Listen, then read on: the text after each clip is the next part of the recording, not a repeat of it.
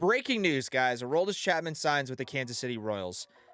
Kind of out of left field. Wow.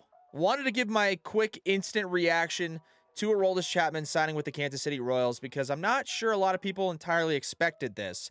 But we wanted to sit back, take a minute, react to it, instant, raw, uncut, and also talk about what this means for not just the Royals, but for the other teams that were potentially involved with Aroldis Chapman and what it means for the game of baseball. But before we do, thank you guys for tuning in. Be sure to slap a thumbs up on the video if you guys enjoy this type of content. Subscribe to the channel if you guys want to see more content like these raw, uncut, instant reactions.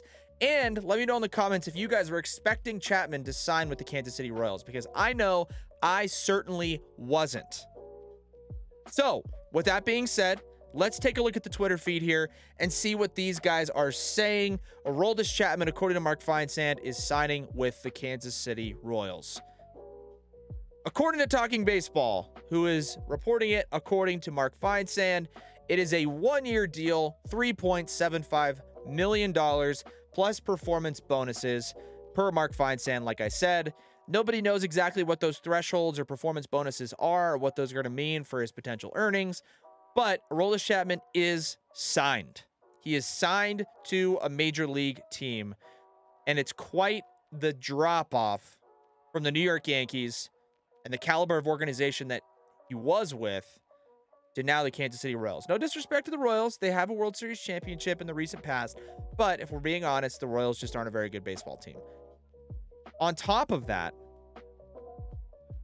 and this is the tweet that I wanted to address and I wanted to get to, because Mark Feinsand, who just broke the news and reported that Aroldis Chapman's going to sign with the Kansas City Royals, he reported yesterday that the Marlins, the Royals, and the Padres are the teams among interested in Aroldis Chapman. Now, obviously, as you can see behind me, I am a Padres fan. When I saw this tweet initially, I was, let's just say, surprised. But on the flip side, I really wasn't that surprised because we know the nature of the San Diego Padres, especially in this most recent offseason, and what that meant for the team. Because Peter Seidler has been spending money like a maniac. AJ Preller has been a loose cannon, spending Peter Seidler's money like a maniac. And it doesn't seem like Aroldis Chapman is done playing baseball. So, for the right price, it didn't blow my head away that the Padres were considering Aroldis Chapman. It wasn't like this, what? Like, oh my gosh. It was surprising. I sat back and I was like, I don't know if I want this just because of all the off the field stuff and just who Aroldis Chapman is as a person. But they didn't end up signing him, which is good in my opinion. I don't think he would have came into a team like the Padres and immediately just made this huge impact or even just helped our team in general overall. I really don't think he would have come over and been the guy that he used to be in more ways than one, right? He used to be not a problem, intimidating presence, come on the mound, handle business, shut it down, move on, move forward. Of course, he's gotten into the off the field stuff. He's dealt with some domestic violence issues. And needless to say, his character is in question by a lot of different people. That's as much as I really know and honestly want to get into about Aroldis Chapman. But take all of that out of the question. He did used to be a guy who threw 102 miles an hour and come in and get 3 outs on 10 pitches, striking out the side. That's what he used to be. As time has gone on, I'm not entirely sure what has been the main contributing factor. I know he's dealt with a handful of injuries. I also know that when you sit back and you look at the kinetic chain of a human body and the physical demand that Aroldis Chapman goes through on a consistent basis, torquing and revving his body up to a position where he throws a baseball 102 miles an hour over and over and over and over again. I know the physical toll that takes on somebody's body. I know that it's not sustainable. I know that it's not going to be a 20-year big league career for a guy like Aroldis Chapman. But when we go through here, guys, and we look at his baseball reference page, it started to have a pretty significant and a pretty steep drop-off, right? You look at his major league career. He makes his debut in 2010 with the Cincinnati Reds. He's 22 years old. He makes a couple of starts, or I guess he makes a couple appearances in games, 15 games, coming from the minor leagues where he was a starter, is what I should say. 2011, he's back up in the major leagues, and there's 54 games for Aroldis Chapman. He finishes the year with 1 save as a closer.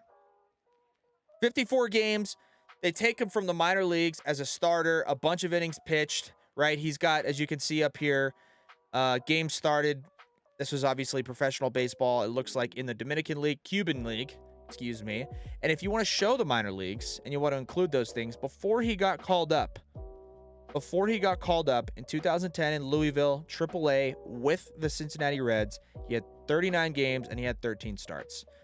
So they had him as a starter. Then they bring him up, put him in the big leagues, comes out of the bullpen, but he's not the closer yet. He's still throwing pretty hard. Then 2012 comes around, and my goodness, does he throw up an absolutely unbelievable season. 68 games, 38 saves, 71 innings, and 122 punchouts. 151 ERA. Dude, now this guy's like, whoa, whoa, whoa, whoa, whoa. Whoa. He's a legend. 2016, everybody knows he was on the Yankees. Then he gets traded to the Chicago Cubs for Gleyber Torres. Ends up pitching for the Chicago Cubs throughout the majority of the postseason. Joe Madden is riding Aroldis Chapman out of the bullpen. Then he subsequently re-signs with the Yankees and puts together a couple pretty good years, right? 2018, he throws up a 2.63 ERA. Not bad. Not a bad year, right? 51 innings pitched. Not bad. Then he goes up to a 2.84. 2019. Then he goes up to a 3.09. 2020. Then he goes up to a 3.67 in 2021. Then he goes up to a 4.46 last season. Guess what, guys? He's trending in the wrong direction. He is now going to be 35 years old this year for the Kansas City Royals. Potentially their setup guy with Scott Barlow at the back end of their bullpen, probably going to be closing games out for him, having earned that position as the closer. But my instant reaction to Aroldis Chapman signing to the Royals is, so what? Kind of a, thank God we didn't sign him, because I feel like it would have been a lot of negative PR for the Padres. It would have been a distraction. And it would have been yet another thing that the Padres would have had to deal with this year that is going to be balanced into the Tatis situation, Machado potentially opting out, Darvish's contract is up, Snell's contract is up, who's going to be the third starter, who's going to be the fourth starter, or I should say who's going to be the fourth and fifth starter. And now we get Aroldis Chapman. We also have Josh Hader, so who's going to be the close? Like, it would have just caused a whole ton of issues. So I'm glad we didn't sign him. Do I think he would have made our team better? Probably. But the amount that he would have contributed and made the team better, whatever that number would have been calculated out to, whatever that statistical value would have been for him, whether it's in WAR or ERA plus or whatever you want to calculate it out to, that number that would have made us better, in my opinion, wouldn't have been worth the extracurricular stuff that he would have brought along with joining the team. $3.75 million, that's a drop in the bucket, right? I mean, for most teams like the Yankees, teams like the Padres, the Mets, it's nothing. When I saw that the Marlins and the Royals were in on Aroldis Chapman, both of those made a lot of sense for me. He's a Cuban guy, probably would have fit in really well in Miami, got paid a little bit, played on a really bad team, got another year of service time under his belt.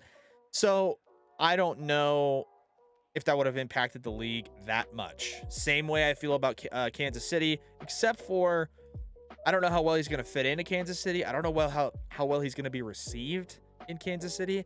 I know they're not going to be a competitive team this year, but ultimately, he's got a big gray cloud over his head. and he's gonna have to deal with that for the rest of whatever his career is gonna be. He's already 35. Like I said, he's trending in the wrong direction. He's pitching fewer and fewer innings as the years go on, dealing with injuries. I don't know how much time he's got left, if I'm being honest. I don't think he's going to have another 3 full years in the major leagues. It's a no-win, no-lose situation for the Royals. It's kind of a meh. It's kind of a nothing deal.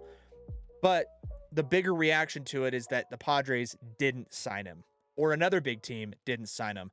And I'm honestly thankful that they didn't, because I think it would have caused a lot of distractions. It would have caused a lot of drama for those teams that are trying to compete for a world championship. And I honestly don't think like Chapman would have, if he would have signed with the Padres or another contending team, it's not like he would have came in and just been the dude. Again, he wouldn't have come in and been the all-star Aroldis Chapman. He would have just been a kind of guy, average guy. He's lost a lot of command recently. He's started to walk a lot more guys. I mean, looking at these stats here, walks per 9, he went from, in his peak years, 2016 as a full season, he had a 2.8 walks per 9. 2018, 5.8 walks per 9, 5.3. 2019, 3.9 walks per 9. 2020, 3.1 walks per 9. 2021, 6.1 walks per 9. And last year, 6.9. Nice. Walks per 9. I'm telling you, he's trending in the wrong direction. His Ks per 9 have also dropped significantly. Ks per 9 plummeting. Walks per 9 skyrocketing. 34 injuries. The more and more I look at this baseball reference page, if I'm being honest with you, I'm really glad the Padres didn't sign him. Completely disregard all the off the field stuff. I'm actually really, really happy they didn't sign him. If they would have, I would have hoped it would have been like a 1-year, $1 million contract. And maybe that's what they offered, and he wanted more than that, and Kansas City was willing to sell jerseys and tickets by trying to get a guy like Aroldis Chapman in there. Again, it's a no-win, no-lose situation for them. But at the end of the day, Aroldis Chapman goes to the Kansas City Royals. 1 year, $3.75 million, as reported from Mark Feinsand himself on Twitter. Thank God the Padres didn't sign him. Hopefully you guys enjoyed this type of instant reaction content, because it's the stuff we love to do. It's the stuff we love to give to you guys. And I love reacting to this stuff, because Aroldis Chapman is a big name. No matter what you think of him off the field, no matter how much you agree or disagree with the way he goes about his business on a daily basis, on and off the field, he's a big name.